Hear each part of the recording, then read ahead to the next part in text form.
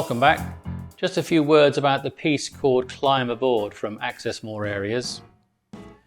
The idea for this piece came during an improvisation class that I was giving, and we were doing a call and response exercise, and I quickly scribbled down what had occurred. It might not be exact, but that's where the idea came from. If you look at letter A, you can clearly see that it's split up into 2-bar phrases. 2 bars of the call, 2 bars of the response, or the question and the answer. So bear that in mind when you're playing this one.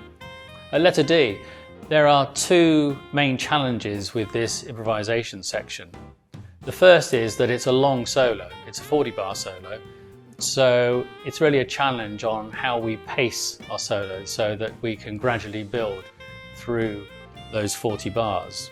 The second challenge is that for the first 32 bars, it only uses 2 chords. They're 2 minor 9 chords, and diatonically they are totally unrelated.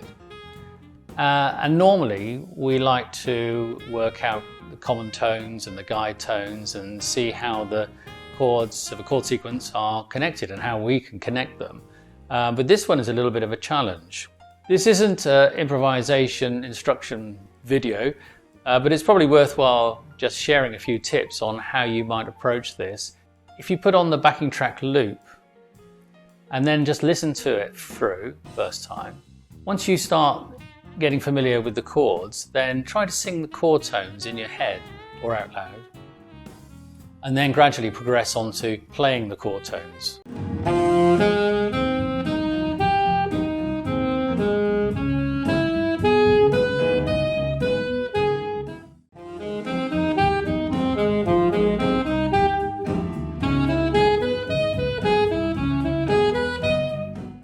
Once you've done that a few times, then do the same exercise, but this time play the scales. And in this case, I'm using the Dorian scale.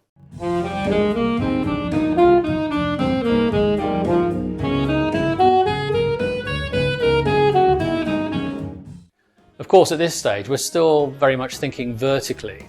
And obviously, we want to think horizontally. We want to be able to develop a nice melodic line, which is the challenge when these 2 chords are a little way apart from each other. So from here, what I would do is to play the scales again, but this time randomly change direction. When it comes to the chord change, whichever direction you're going, continue, but switch to the new scale. Doing this will help us to transit from one chord and one tonal center to the next one.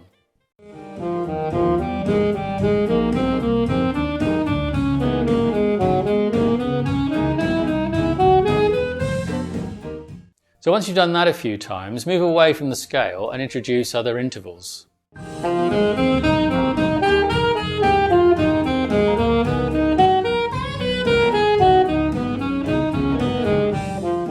And the next stage will be to change it rhythmically.